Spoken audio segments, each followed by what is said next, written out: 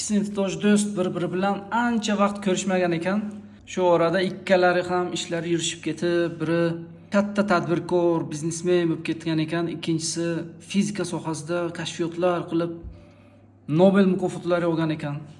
25 yil deganda bir-biri bilan uchrashibdi va ikkalasi suhbatlashib, bir-biridan ancha erishgan muvaffaqiyatlari haqida gaplashibdi, hayoti haqida gaplashibdi va shunda biznesmen o'rtog'i Nobel mukofoti sovrindoriga aytibdi: "O'rtoq, bizlar shu oddiy qishloq maktabida o'qidik, shunchalik muvaffaqiyatlarga erishdik. Tasavvur qil, agar biz qaysidir nufuzli maktablarda, shahar maktablarida o'qiganimizda nimalarga erishgan bo'lardik" desa, agar haligi Nobel mukofotining sovrindori aytibdiki: "Yo'q, o'rtoq, gap biz o'qigan maktabda emas, gap har bir insonning o'zida, o'zining qat'iyatliligida, o'zining tirishqoqligida, o'zining harakatida" degan ekan. Maktab bu sizga bilim beradi. Har bir inson o'zi uni o'zlashtirib, qayta ishlab, ustiga ishlashdan keyin muvaffaqiyatga erishadi. Tirishqoq, ya'ni qat'iyatliligida, nastoychivistda.